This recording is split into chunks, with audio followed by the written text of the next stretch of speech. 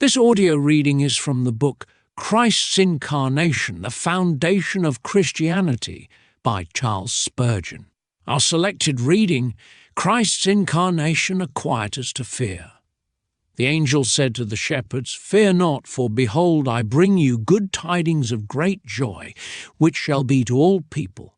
For unto you is born this day in the city of David a Saviour, which is Christ the Lord." The very object for which he was born and came into this world was that he might deliver us from sin.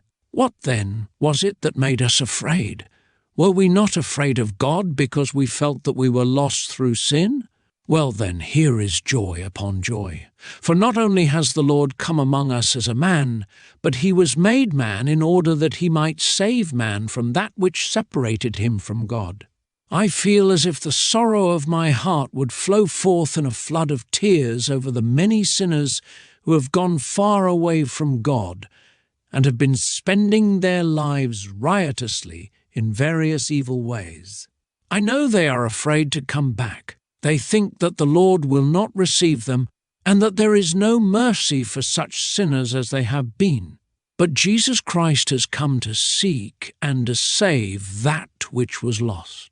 If he does not save, he was born in vain, for the object of his birth was the salvation of sinners. If he shall not be a Saviour, then his mission in coming to this earth has missed its end, for its design was that lost sinners might be saved.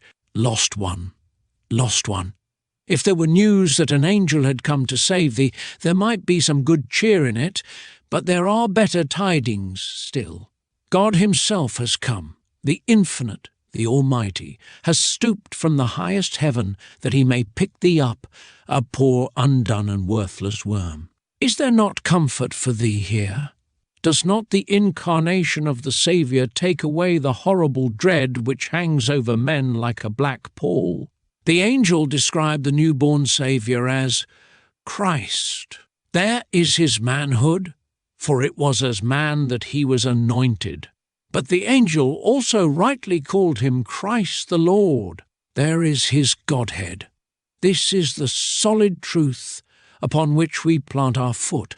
Jesus of Nazareth is very God of very God. He who was born in Bethlehem's manger is now and always was, over all, God blessed forever. There is no gospel at all if Christ be not God. It is no news to me to tell me that a great prophet is born. There have been great prophets before, but the world has never been redeemed from evil by mere testimony to the truth, and it never will be. But tell me that God is born, that God himself has espoused our nature, and taken it into union with himself. Then the bells of my heart ring merry peals. For now may I come to God, since God has come to me. God has sent an ambassador who inspires no fear. Not with helmet and coat of mail, not with sword or spear, does heaven's herald approach us. But the white flag is held in the hand of a child, in the hand of one chosen out of the people, in the hand of one who died, in the hand of one who, though he reigns in glory, wears the nail prints still. O man, God comes to you in the form of one like yourself.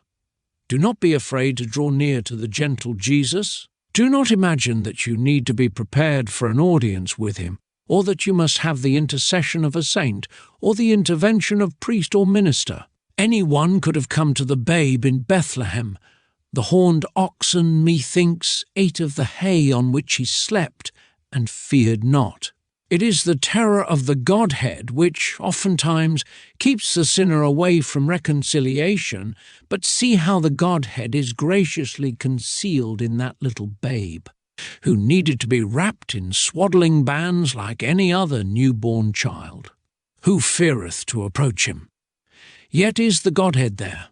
My soul, when thou canst not for very amazement stand on the sea of glass mingled with fire, when the divine glory is like a consuming fire to thy spirit, and the sacred majesty of heaven is altogether overpowering to thee, then come thou to this babe and say, Yet God is here, and here can I meet him in the person of his dear Son, in whom dwelleth all the fullness of the Godhead bodily.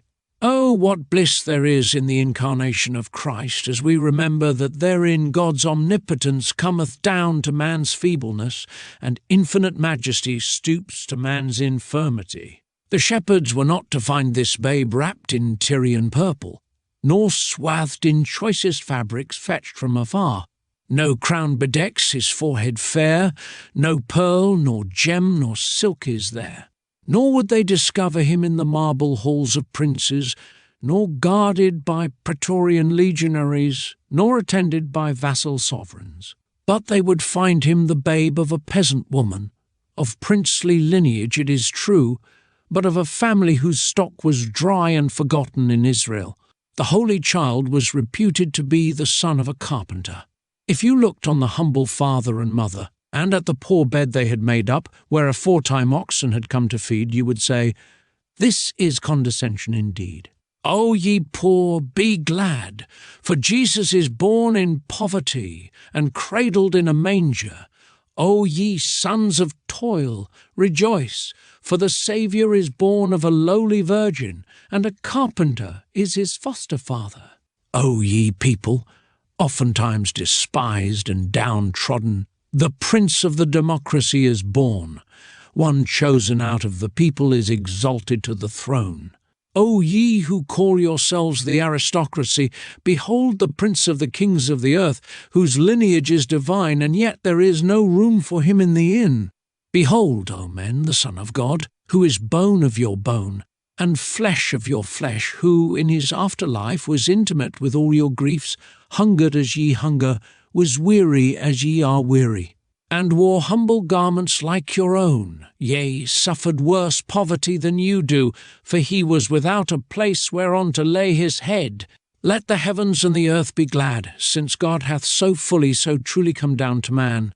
Jesus is the friend of the poor, the sinful, and the unworthy. You, poor ones, need not fear to come unto him, for he was born in a stable and cradled in a manger.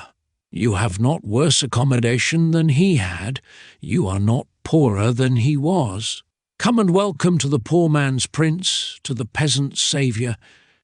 Stay not back through fear of your unfitness. The shepherds came to him in all their dishabille. I read not that they tarried to put on their best garments, but in the clothes in which they wrapped themselves that cold midnight, they hastened, just as they were, to the young child's presence. God looks not at garments, but at hearts, and accepts men when they come to him with willing spirits, whether they be rich or poor. This concludes our reading. Thank you for listening.